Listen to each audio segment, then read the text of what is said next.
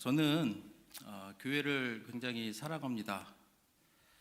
교회를 만드신 분이 하나님이시고 또 교회를 통해서 사명을 주시고 또 하나님의 그 일들을 이제 교회를 통해서 이제 감당케 해주셨는데 그래서 교회를 너무나도 사랑하지만 또 한편으로는 우리가 이것을 얼마나 잘 감당할 수 있을까 또 생각하면 또 이제 가장 큰 고민거리이기도 합니다.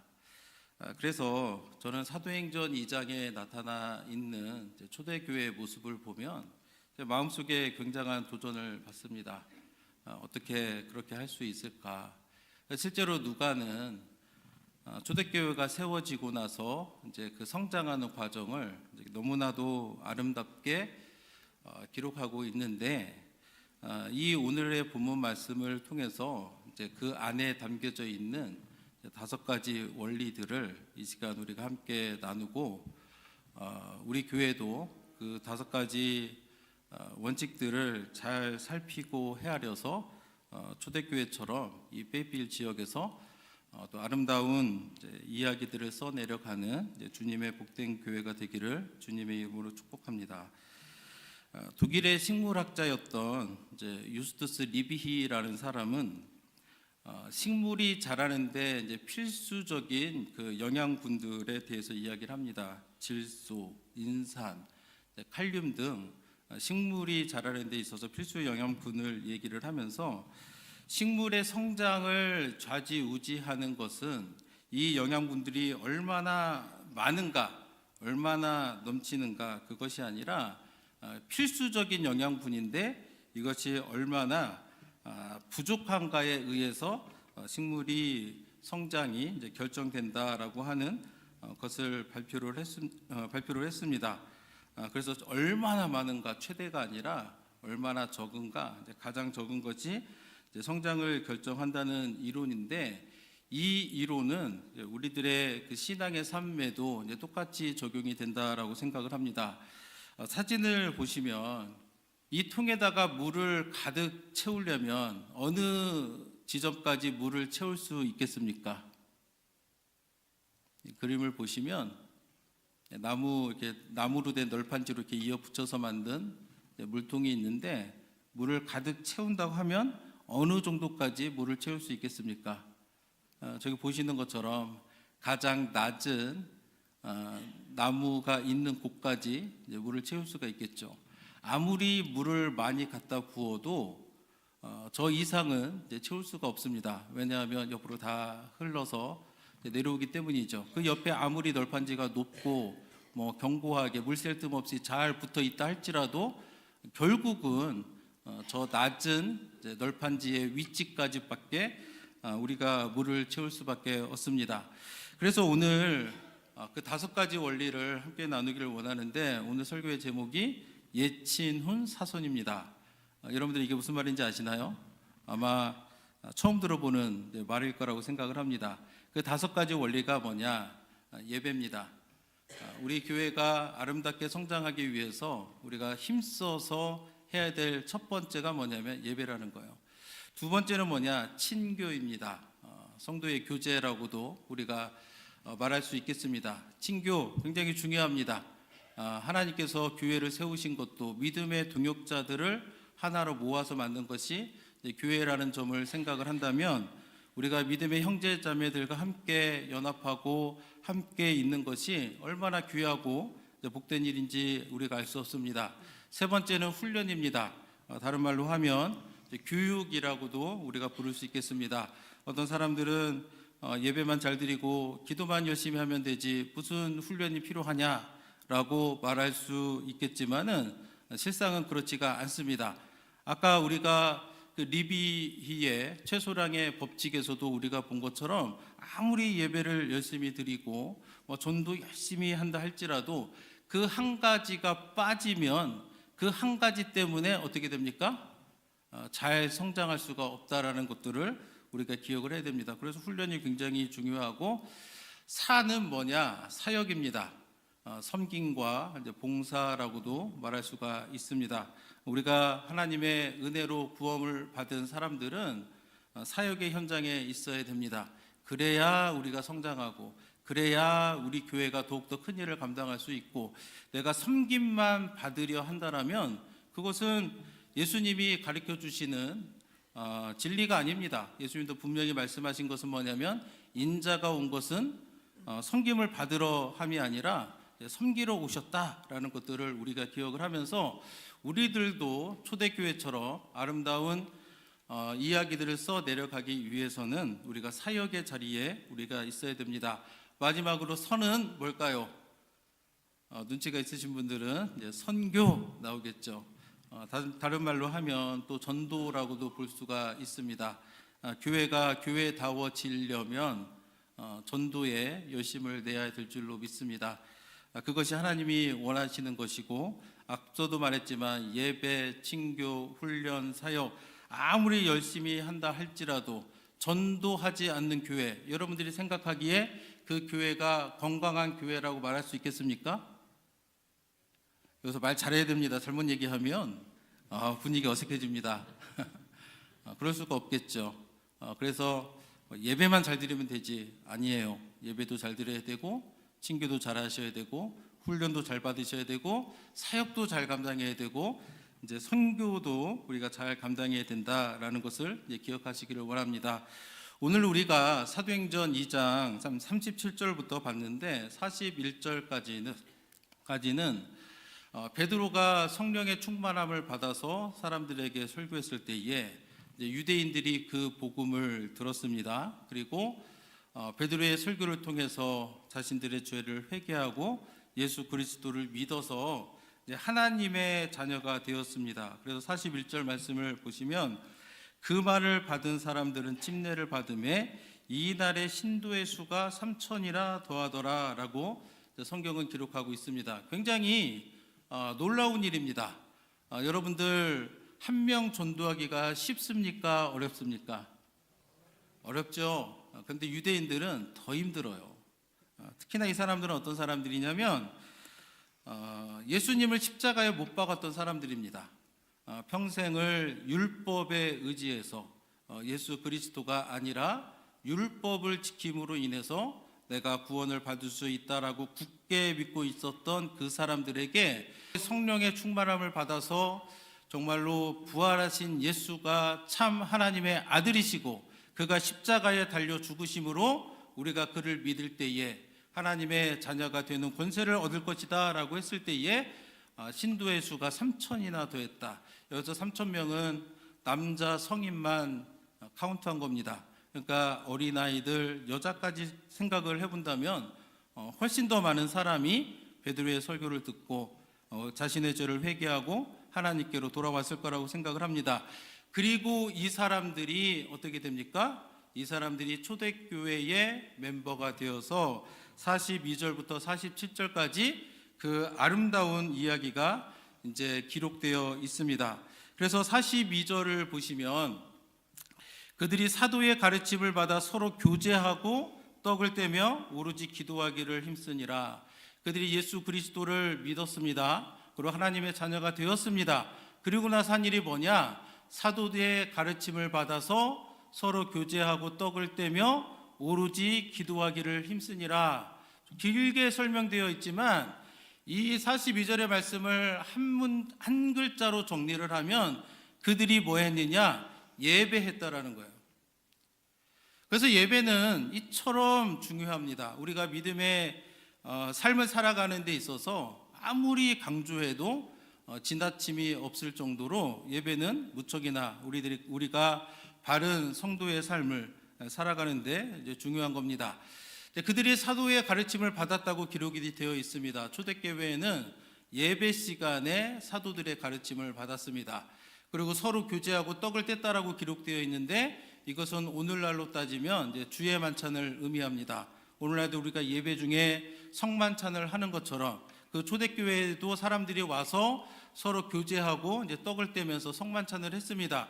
오늘날 우리는 간단하게 주님의 살과 피만을 이렇게 기념해서 간단하게 하지만 초대교회에는 이렇게 실제로 이렇게 음식을 나누면서 식사를 하는 그런 식으로 주의 만찬을 했습니다.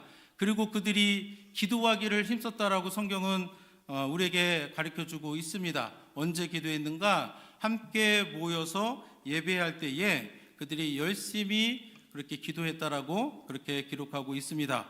그리고 46절과 47절 말씀을 보시면 날마다 마음을 같이하여 성전에 모이기를 힘쓰고, 자, 성전에 모여서 뭐 했겠습니까? 예배 드린 거죠. 예배 드린 거예요. 근데 예배를 드리는데 그냥 대충 드린 게 아니라 성경은 뭐라고 쓰여 있습니까? 힘썼다라고 성경은 우리에게 가르쳐주고 있습니다. 그래서 저는 여러분들에게 묻고 싶습니다. 여러분들은 예배를 드릴 때 어떻게 예배를 드립니까? 눈 떠보니 주일이어서 생각나서 여기에 오신 분 있으십니까? 뭐 생각이 안 나는 분들도 많은데 생각나서 온 것도 정말 감사한 일이에요. 그런데 적어도 우리가 하나님 앞에서 예배를 바르게 드리기 위해서는 미리 좀 준비하셔야 돼요. 그래서 가능하면 토요일 저녁에 너무 무리해서 놀거나 그런 거 하지 마세요. 밤늦게까지 내가 뭐 했다 그러면 무슨 일이 발생하느냐? 이거 뭔지 아시죠? 졸음이 그렇게 와가지고 말씀 듣는데 집중도 안 되게 하고 굉장히 힘들게 합니다. 그렇기 때문에 우리가 예배를 생각할 때는 미리미리 준비하셔야 돼요. 미리미리 준비한 만큼 하나님께서 우리들에게 은혜를 주실 줄로 믿습니다. 항상 우리가 그렇게 힘써서 예배를 드려야 됩니다. 그들이 예배에 모여서 또 무엇을 했는가? 47절에 보면 하나님을 찬미하며 하나님을 찬송을 합니다. 하나님을 찬송할 때 어떻게 찬송했겠습니까? 46절에 보면은 그들이 마음을 같이하여 성전에 모이기를 힘썼다라고 기록되어 있습니다. 그렇다면 하나님을 찬미하는 그 순간에도 어떻게 했겠습니까? 대충 찬송했겠습니까? 왜 이렇게 기냐 그랬겠습니까? 어떻게 찬송했겠습니까? 굉장히 힘써서 찬양했겠죠. 그래서 우리가 하나님을 찬송할 때 우리도 그렇게 찬송을 해야 됩니다. 믿으십니까? 아멘. 그래서 우리가 하나님을 찬송할 때에 그냥 흥얼거리지만 마시고 우리 하나님이 어떤 분이신가 생각해 보셔야 돼요. 나를 먼저 사랑해 주신 하나님, 허물과 죄로 죽었던 나를 먼저 사랑해 주셔가지고 독생자 예수 그리스도를 보내주시고 그 예수님이 십자가에서 고통을 참으시고 그로 말미암아서 내가 하나님의 자녀가 되었는데 그 하나님을 찬송하는데 어찌 우리가 대충 할 수가 있겠습니까? 그래서 여러분들의 삶 속에서 하나님을 찬미하는 그 순간에 우리가 어떻게 찬양해야 될까요? 힘써서 온 마음을 다해서 목소리를 높여서 우리가 하나님을 찬양해야 될 줄로 믿습니다. 어떤 사람들이 있냐면 그 찬양 시간마다 불평하시는 분들이 있어요. 뭐 음향 사운드가 별로 안 좋다. 우리가 하나님의 그 위대하심을 생각한다면 정말로 죄로 인해 죽을 수밖에 없는 나를 하나님의 은혜로 내게 새 생명 주셔서 내가 영생을 얻게 되었다라는 점을 우리가 생각한다면 사운드 조금 귀에 거슬려도 이게 큰 이슈가 되겠습니까? 아니죠. 어떤 사람들은 찬양할 때 막 덥다고 막 불평합니다. 좀 참으면 되잖아요. 그죠? 추우면 또 춥다고 뭐라 그래요. 그럼 더 열심히 박수 치면 돼요. 더 열심히 박수 치면 땀나거든요. 어떤 분들은 자꾸 뭐 인도자가 손 올리라 내리라 일어서라 앉으라 귀찮게 자꾸 뭐 한다고 불평하시는데 그런 마음이 들 때 뭐 생각하셔야 돼요? 하나님이 어떤 분이신가? 하나님이 나를 위해 무슨 일을 하셨는가? 예수님이 어떻게 십자가에서 그 고통을 참으셨는가를 생각해 보시라는 거예요. 그 생각을 하면서 우리가 하나님을 찬송할 때에도 막 힘써서 하나님을 찬송하는 것, 그것이 우리 믿는 자들이 마땅히 해야 될 일이다라는 것을 여러분들이 기억을 해야 됩니다. 실제로 예배하는 사람들을 하나님은 찾으신다라고 성경은 가르쳐주고 있습니다. 요한복음 4장 23절과 4절에 보면 아버지께서 참되게 예배하는 자들은 영과 진리로 예배할 때가 오나니 곧 이때라 아버지께서 자기에게 이렇게 예배하는 자들을 찾으시느니라.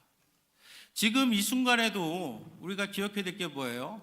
하늘에 계신 우리 아버지께서 참되게 예배하는 자들을 찾으신다라는 거예요. 여러분들이 하나님이 찾으시는 그 한 사람 예배자가 되기를 예수님의 이름으로 축복합니다. 영과 진리로 예배하는 사람을 하나님이 찾으시고 그렇게 예배하는 사람을 하나님이 기뻐하시고 그 사람에게 하나님께서 복을 주신다라는 것들을 우리가 기억하면서 예배에 더욱더 집중하셔야 돼요. 자꾸 주일에 다른 스케줄 만들지 마시고 자꾸 습관적으로 예배 빼먹지 마시고 주일은 미리 하나님과 약속된 날이다 해가지고 이미 싹 그 블랭크로 이렇게 만들어 두시고 와서 하나님을 우리가 전심으로 찬양하고 하나님을 섬기고 하나님이 주시는 말씀에 귀 기울이는 그런 복된 페이필 한인 침례교회 성도님들이 되기를 예수님의 이름으로 축복합니다. 우리는 예배를 그렇게 드려야 될 줄로 믿습니다. 두 번째 우리가 해야 될 일은 뭐냐면 친교입니다. 성도의 교제라고도 말할 수가 있습니다. 전도서 4장 12절에 보면은 새 겹줄은 쉽게 끊어진다, 안 끊어진다? 안 끊어진다 라고 합니다. 시편 133편 1절에서도 형제가 연합하여 동거함이 어찌 그리 선하고 아름다운고. 하나님이 보실 때에 우리가 다 부족하고 연약하지만 그럼에도 불구하고 우리가 함께 모여서 연합하고 교제하고 나누는 것을 하나님께서 뭐라고 말씀하시냐면 선하고 아름답다. 그냥 선하고 아름다운 정도가 아니라 어찌 그리 선하고 아름다운지라고 성경은 우리에게 가르쳐주고 있습니다. 그래서 여러분들이 모여서 연합하는 것을 귀찮아하지 마세요. 42절 말씀해 보시면 사도의 가르침을 받아 서로 교제하고 떡을 떼며, 이거는 예배 중에 이제 성만찬을 통해서 교제를 나누었다고 말씀을 드렸습니다.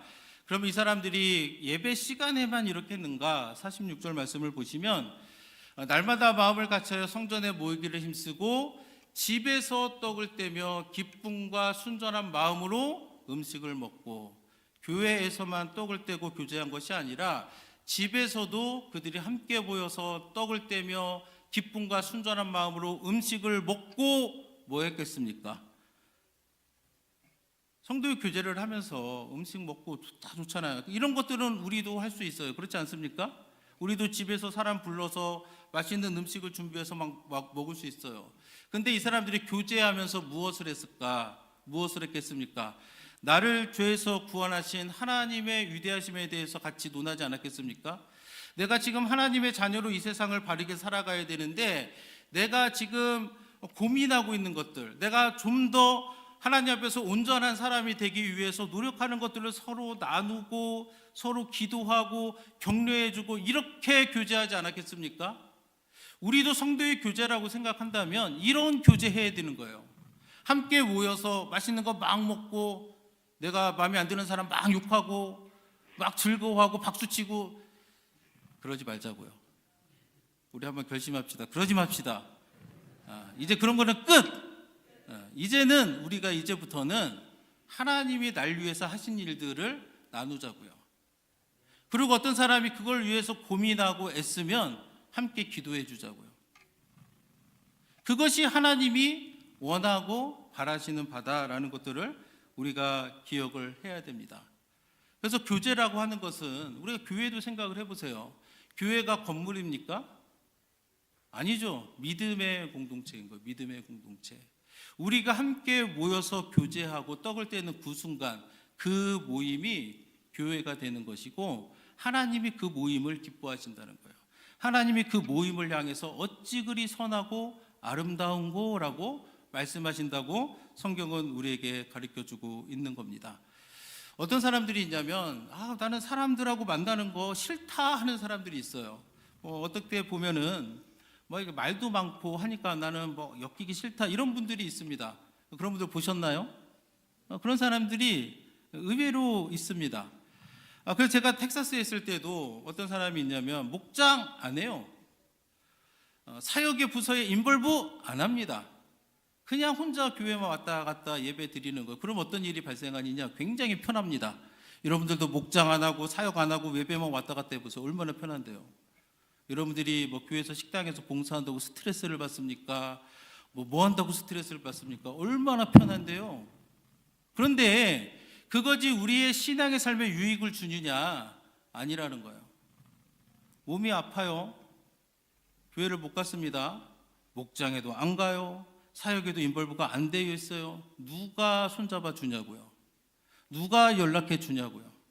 그러면서 여러분들 주위를 쭉 둘러보면서 여러분 옆에 있는 형제 자매가 얼마나 귀한지를 아셔야 돼요. 하나님이 일부러 여러분들 옆에다가 두신 분들인 거예요. 예수님이 여러분들 옆에 있는 그 사람을 위해서도 십자가에서 피 흘리셨다라는 사실을 기억하셔야 돼요. 그래서 옆 사람 보면서 감사합니다 한번 합시다. 감사합니다. 귀한 줄 알아야 돼요. 그래서 늘 옆에 있는 사람이 한 주간 안 보입니다. 어떻게 해야 돼요? 전화하고 무슨 일이냐? 아프냐? 그러면 기도해주고 찾아가서 위로해주고 이렇게 하는 것들을 하나님이 기뻐하시는 것이고 실제로 초대교회 사람들은 그렇게 했다라는 거예요. 모여서 누군가를 블레임하고 그러기보다는. 그래서 우리가 교회에 왔을 때도 새로운 사람이 옵니다. 어떻게 해야 될까요? 사랑으로 맞아주셔야 돼요. 따뜻한 말 한마디 먼저 해주시라고요. 가끔 어떤 분들이 있냐면 인사를 안 한다고 이렇게 불평하시는 분들이 있는데 먼저 인사하면 됩니다. 내가 인사 안 하면서 남이 자꾸 인사 안 한다고 뭐라 하는데 먼저 인사해 주면 돼요. 그렇지 않습니까? 새로운 사람이 오면은 이렇게 위아래로 훑는 분들이 있어요. 이렇게 훑는 분들. 웃으시는 분들 좀 수사관신 분들이에요. 그러지 말자고요. 다 느껴요. 어떤 분들은 그 새로운 가방 하나 들고 나가면 눈이 막 거기만 보는 사람도 있어요. 뭔가 하고. 그러지 말자고요. 다시 한번 그러지 맙시다. 그러지 말고 정말 하나님이 주신 그 마음을 품고 형제와 함께 연합하고 교제하고 세워주는 것이 얼마나 귀한 일인가라는 것들을 우리가 알아야 될 줄로 믿습니다. 그래서 누가복음 15장에 보면은 예수님이 죄인들, 세리들, 창녀들과 어울리니까 바리새인들이 가서 막 불평을 합니다. 그럴 때에 예수님께서 세 가지 비유를 주세요. 잃은 양의 비유, 잃어버린 동전에 대한 비유, 그리고 탕자의 비유가 나와요. 탕자를 보시면 얼마나 나쁜 아들입니까? 저는 그 탕자를 연구하면 연구할수록 깨닫는 게 뭐냐면 진짜 나쁜 놈이다 이런 생각을 깨달아요. 그럼에도 불구하고 아버지는 어때요? 그가 회개하고 돌아올 때에 기뻐하시는 거예요. 안아주는 거예요. 가서 입 맞춰주고 가장 좋은 것을 내어주고 살찐 송아지를 잡아서 잔치를 베풀어 주시는 그 마음을 우리도 이해해서 우리 주변에 있는 형제 자매들을 우리가 그렇게 맞아주고 사랑해주고 그렇게 깊은 성도의 교제를 나누어야 될 줄로 믿습니다. 세 번째는 우리가 정말 아름다운 교회의 이야기를 써 내려가기 위해서 해야 될 세 번째가 뭐냐면 훈련입니다. 교육이라는 거예요. 42절 말씀을 다시 보시면 그들이 사도의 가르침을 받아 그 전의 내용이 뭐라고요? 그들이 처음 예수를 믿어서 하나님의 자녀가 됐습니다. 그리고 나서 한 일이 뭐냐면 교육을 받았다는 거예요. 그래서 오늘날에도 여러분들이 하나님의 말씀을 아는 일에 열심을 내는 것은 매우 중요합니다. 이것은 해도 되고 안 해도 되고 그런 개념이 아니에요. 우리가 능력 있는 하나님이 우리에게 주신 사명을 감당하는 그리스도인이 되기 위해서는 우리는 마땅히 훈련을 받아야 된다라는 것을 기억을 하셔야 됩니다. 이 지역은 이제 군인들이 많아서 이제 훈련에 대한 중요성을 잘 알 거라고 생각을 합니다. 군인이 훈련을 게을리하면 전쟁에서 승리할 수 있겠습니까? 전쟁에 나가서 내 전우들을 구할 수 있겠습니까? 어렵죠. 오히려 훈련을 안 받으면 중요한 순간에 이제 짐이 될 가능성이 굉장히 많습니다. 우리 믿음의 공동체에서도 똑같은 거예요. 우리가 하나님의 말씀으로 우리가 훈련받는 것이 얼마나 중요한지 몰라요. 우리 삶 가운데 내가 예수를 믿었습니다. 그래가지고 내 삶에 늘 그 꽃길만을 우리가 걷습니까? 나는 예수 믿고 나서 고난이 한 번도 없었다. 손들 한번 보세요. 다 나름대로 좋은 순간도 있지만 내 믿음이 커가면서 자라면서 원치 않는 상황도 만나고 오해도 받기도 하고 억울한 일도 당하고 그렇습니다. 그럴 때에 어떻게 우리가 끝까지 믿음을 지켜내느냐? 내가 평소 듣고 배웠던 하나님의 말씀을 의지함으로 우리가 이런 시험들, 유혹들을 이겨낼 수가 있는 겁니다. 우리가 다 아는 것처럼 이스라엘 백성들이 애굽에서 노예로 살았습니다. 그들이 힘드니까 막 부르짖어가지고 하나님이 모세를 보내주셔서 그들을 인도해 주셨습니다. 그 과정 가운데 이 백성들이 얼마나 놀라우신 하나님의 손길을 경험했는지 몰라요. 정말 제가 볼 때는 성경에서 가장 큰 은혜를, 기적을 경험한 사람들이 바로 그 사람이었던 것 같아요. 그런데 그들의 말로가 어떻게 됐습니까? 하나님이 크신 은혜 받고 가나안 땅에 가서 행복하게 살았습니까? 아니죠. 하나님이 그렇게 크신 은혜 베풀어 주십니다. 정말 홍해를 가르고 정말 10가지 재앙을 내리는 중에도 그 백성들을 보호하시고, 정말 광야에서 물이 없을 때 반석에서 물을 내시고 만나를 내려주시고 메추라기를 주셔서 그 모든 순간순간마다 도와주셨는데 뭐 하나만 없으면 뭐예요? 원망하고 불평해서 결국에는 광야에서 심판을 받아서 다 죽고 맙니다. 그 40년 기간 동안에 그들의 다음 세대는 모세를 통해서 훈련을 받습니다. 모세를 통해서 말씀을 배우는 거예요. 그 세대는 어떻게 됐습니까? 가나안, 요단강을 건너 가나안 땅에 들어가서 온전히 하나님의 말씀을 의지함으로 그 땅을 정복했던 것들을 우리가 기억을 해야 될 필요가 있습니다. 그래서 오늘날에도 우리가 승리하는 그리스도인이 되기 위해서 무엇을 해야 됩니까? 교육을 잘 받으셔야 됩니다. 하나님의 말씀을 아는 일에 열심을 내셔야 됩니다. 내가 아는 만큼 하나님을 내가 바르게 섬길 수 있다라는 것들을 우리가 기억하셔야 돼요. 여러분들은 말씀을 배우는데 열심을 내고 계십니까? 스스로를 돌아보셔야 돼요. 내가 필요 없다라고 생각했다면 그건 잘못이에요. 내가 말씀을 배우지 않고 다른 거 아무리 잘해도 아까 리비히의 그 최소한의 법칙에서처럼 나의 부족한 그 한 가지 때문에 나의 발목을 잡을 수도 있다라는 것들을 우리가 기억을 해야 될 겁니다. 다음 사진을 한번 보시면 어떻습니까? 어린아이가 기저귀 차고 저러는 것은 이해가 되지만 좀 오른쪽에 있는 사람들은 좀 보기가 안 좋죠. 근데 실제로 이런 일들이 우리 삶 속에는 잘 안 일어나죠. 왜냐하면 특별히 장애가 있지 않는 한 사람은 나면서 자라고 하기 때문에 이런 일들이 이제 잘 일어나지 않는데, 실제로 이런 일이 일어난다고 생각하면은 얼마나 불쌍한 사람입니까? 그렇죠? 근데 영적으로는 이런 사람들이 많다는 거예요. 내가 배우지 못하면 아무리 내가 교회를 20년, 30년 다녀도 하나님 보시기에는 저와 같을 수가 있다라는 겁니다. 그러니까 우리가 배워야 됩니까? 말아야 됩니까? 배우셔야 돼요. 훈련 받아야 됩니다. 교회에서 여러분들이 정말 훈련하고 성경 공부 오픈하고 하면 여러분들이 할 수 있는 대로 열심을 내서 참석하셔야 돼요.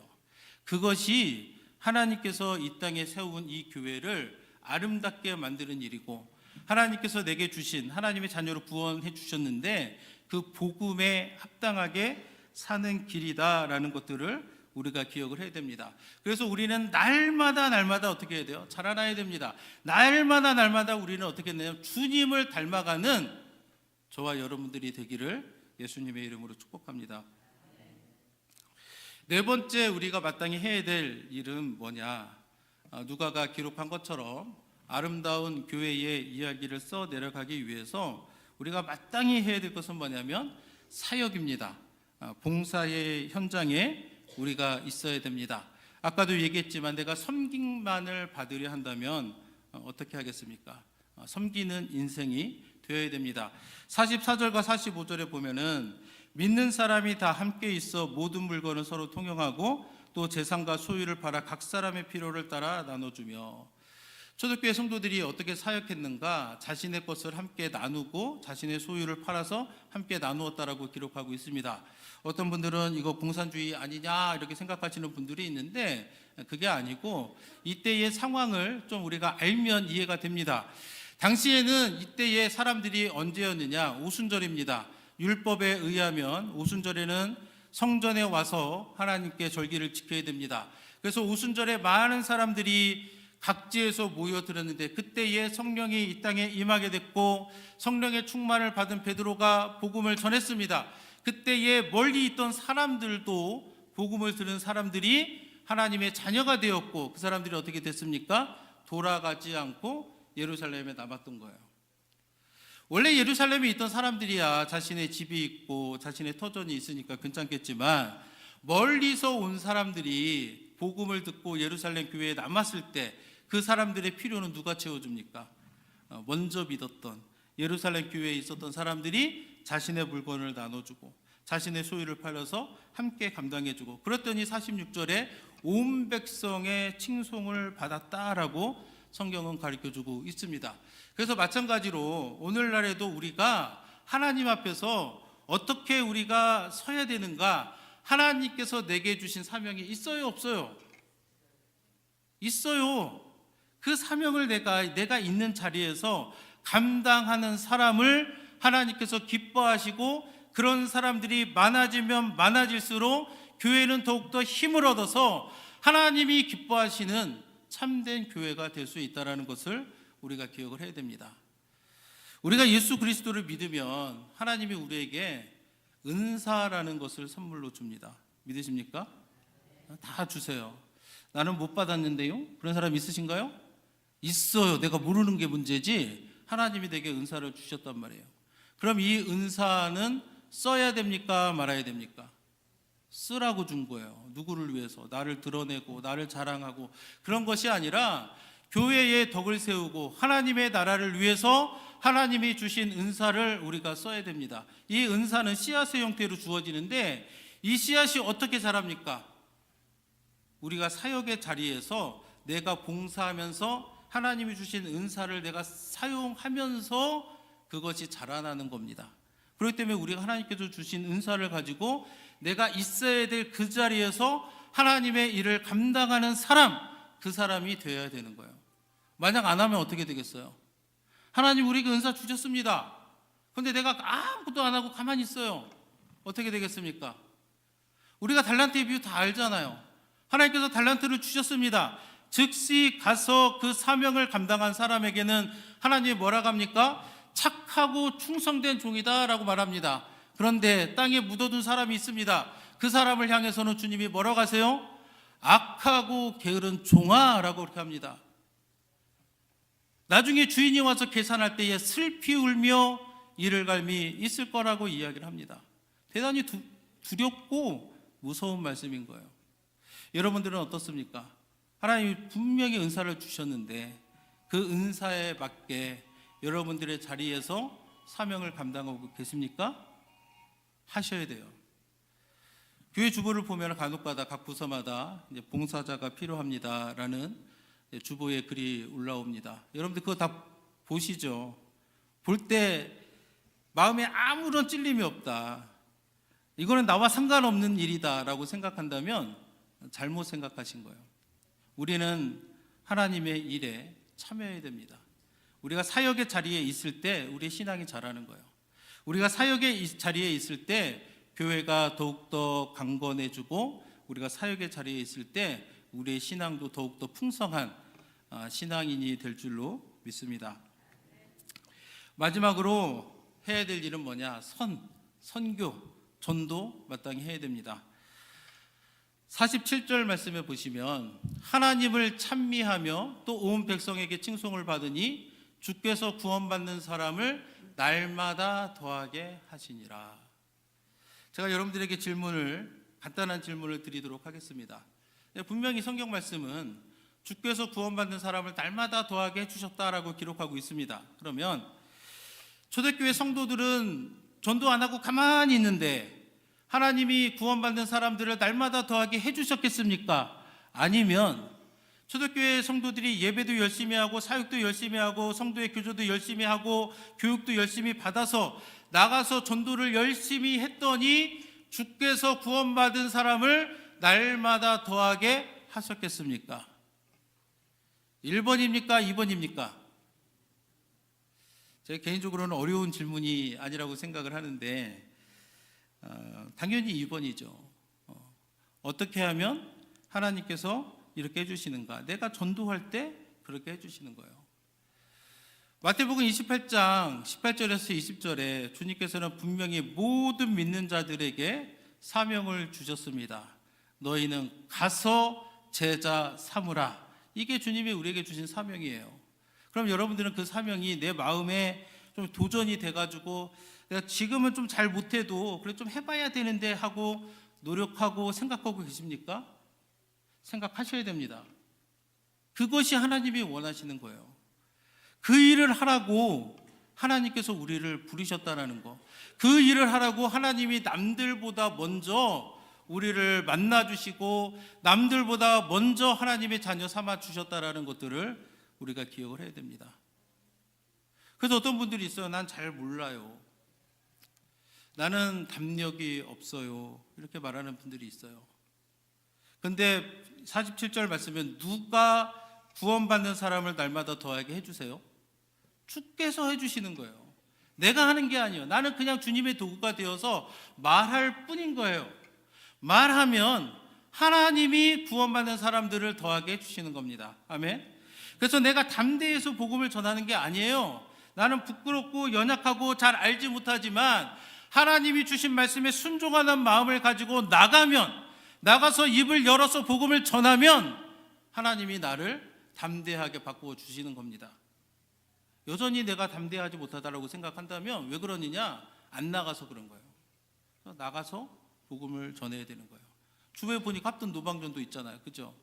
여러분들의 마음이 부담이 있으면 이건 전도부의 일이다, 나와는 상관없는 일이다라고 생각하지 마시고 내가 받은 그 구원의 은혜가 있으면 같이 가는 겁니다. 잘 못해도 거기 하시는 분들 위에서 격려해 주시고 그것만 해도 얼마나 큰 힘이 되겠습니까? 그래서 우리가 복음을 전하는 그 일은 계속적으로 해야 됩니다. 그래서 여러분들의 삶 가운데서 정말 내 주변에 안 믿는 사람 한 사람을 여러분들이 기억을 하십니까? 내가 20년, 30년 내가 교회를 다녀도 내 주변에 그 한 사람이 없다면 잘못된 거예요. 우리가 그 사람을 직접 교회로 전도하지는 못할지라도 내 마음속에 내가 복음을 전해야 될 그 한 사람은 있어야 됩니다. 있으십니까? 저는 여러분들에게 도전하기를 그 한 사람을 여러분들이 찾으시기를 원합니다. 그 한 사람을 찾으시고 그 사람을 위해서 기도하시고 그 사람을 위해서 입을 열어 증거하면 누가 그 사람의 마음을 열어주세요? 하나님이 열어주시는 거예요. 그 일을 위해서 내가 좀 훈련도 받으시고 누가 와서 여러분들에게 복음이 뭡니까? 라고 물으면 뭘 할 거예요? 어느 날 누군가 나한테 와가지고 복음이 뭡니까? 글쎄요. 누군가가 나한테 와가지고 복음이 뭐냐고 물을 정도면 마음의 문이 확 이렇게 열려 있는 거예요. 다 열려 있을 때에 복음은 하면서 말을 해주면 하나님의 자녀가 되지 않겠습니까? 근데 글쎄요 하면 마음이 확 닫히는 거예요. 그 순간에. 그래서 누군가의 마음을 확 닫히게 하는 사람이 아니라 확 열어 제껴서 주님께로 인도하는 저와 여러분들이 되기를 예수님의 이름으로 축복합니다. 그래서 오늘 우리가 말씀을 통해서 배웠던 예친훈사선 이 5가지 원리를 여러분들의 마음속에 간직하기를 원합니다. 간직해서 정말로 우리가 앞으로도 계속적으로 하나님께서 오래전부터 이 페이필에 저희 교회를 세운 이유가 있는데 이 5가지 원리들을 잘 간직함으로 정말 사도행전에 나타난 초대교회가 아름답게 성장했던 것처럼 우리 교회도 이 지역의 복음의 빛을 밝히는 그래서 아름다운 이야기를 써내려가는 귀하고 복된 교회가 되기를 주님의 이름으로 축복합니다. 이 시간 함께 기도하시겠습니다.